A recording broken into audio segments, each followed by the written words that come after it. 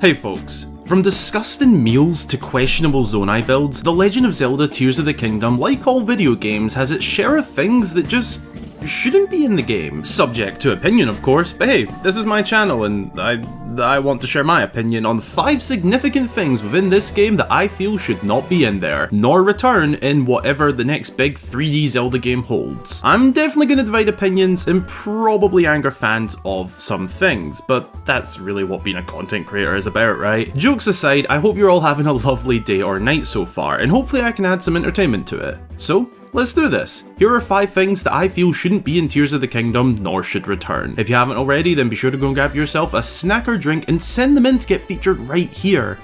And let's get into this one. The Sage abilities. Out of everything on this list, I'm confident that this will be the one most of us can agree on. In concept, they are all very cool and useful in their own ways. Okay, maybe not so much Sidon's ability, unless you just want to get enemies wet, but generally speaking, they aren't too bad. However, the reason I feel this shouldn't be in the game is because of how awful the UI for it is. They are such a pain in the ass to work with, and it only becomes more annoying the more sages you want out at once. It sucks, especially because it looks damn badass having them all out at once. Now, whether the frame rate survives is a question in itself, but the real problem is with how frustrating and just rubbish the UI is. To activate each sage ability, you have to go up to that specific sage and press a button.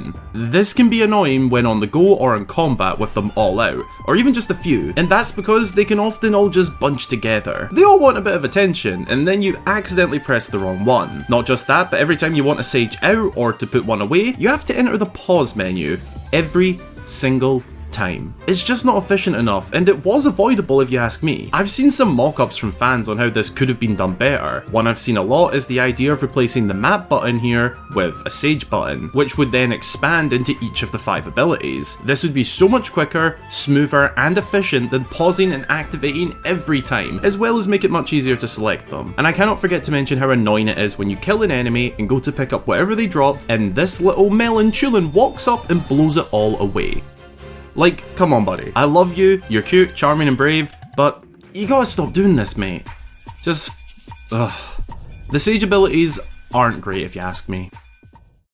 The stamina and hearts imbalance. Now this one really boils my blood because this was also a problem in Breath of the Wild. The amount of spirit orbs in that game which you could use to add an extra heart or stamina piece didn't add up evenly, meaning you could only fully max out one or the other, leaving this oh so annoying to look at feeling of not being complete. I myself chose to max out hearts as that's more aesthetically pleasing to me, but it still leaves me with this stupid unfulfilled stamina meter. A lot of fans expressed how this was annoying, and I really thought Tears of the Kingdom would fix it and even the rewards out so we can have full hearts and full stamina. I mean, we're doing all the work, why not give us at least a somewhat decent and just nice to look at reward? But no, Nintendo thought it'd be funny to have uneven again, and this keeps me up at night. I genuinely do not like this fact, and the imbalance of heart/stamina is something I believe should not be in Tears of the Kingdom, nor ever return again. Please and thank you. Just had to get that off my chest. The post-dungeon scenes are very cool. On the first occasion, I was tearing up watching my first post-dungeon scene with Chulin by my side and thought, man, if this first one is this emotional, I'm not ready for what's next. Oh, it's just the exact same thing but with 2 characters swapped out? It really is copy and paste to a T, as they all tell the exact same story just from their very, very similar perspectives. I honestly think this could have been easily better if the game just had each ancient sage tell a different part of the story. Whichever order you do them in, that sage will tell you a part of the story in order. Why do they all have to tell us the exact same thing over and over again? It just gives copy and paste vibes and I don't like it. Sorry, it's just repetitive when it doesn't need to be. The portable cooking pots were very hyped up when showing off. Before actually using them, it seemed like such a genius idea that we'd always use wherever we go. But I gotta be honest, I think I used these once, maybe twice at a push. I build up such a massive amount of these in my inventory because I just never used them. Maybe this is just a me thing, but I really feel as though these are pretty pointless and don't actually add that much convenience to incentivize you to use them. I mean, you're on the go all the time anyway. It's much more convenient to just walk up to one. Plus, you can use those ones multiple times. Please let me know in the comments, do you actually use these? I swear I haven't met anybody who legitimately uses portable cooking pots.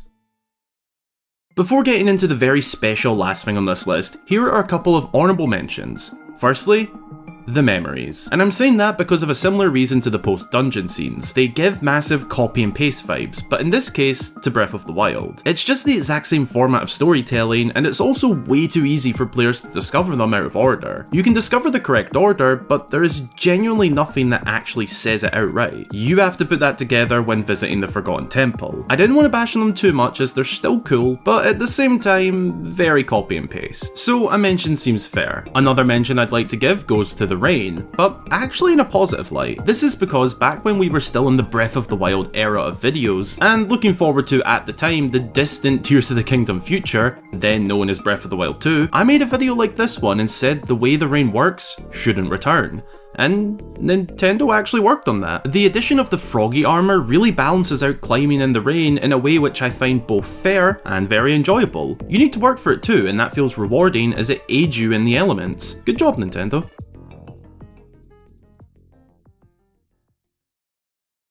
Reserved for the final spot on this list is the most incredibly annoying thing in the game, and that is... just kidding. I learned my lesson in the past when it comes to joking about fan favourite Rito characters. No more Kentucky Fried Rito jokes. Sorry, not sorry, Revali fans. The real final thing on this list that I feel should not be in Tears of the Kingdom is...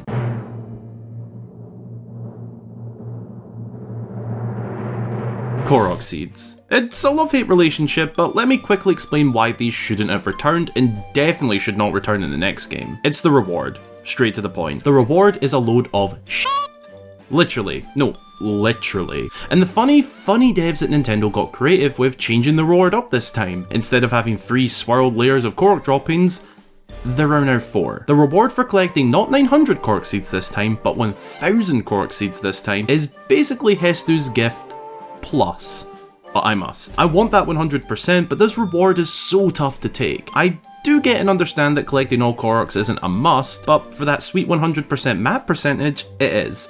And for a reward again, it just isn't the vibe. This shouldn't be in Tears of the Kingdom, nor should it return. Change the collectibles in the next game, and please provide a sweet reward opposed to this. Just to clarify, by the way, Koroks themselves can stay. I love these dudes so much. This is more aimed at the reward and all the seeds required for what is quite literally a load of shit.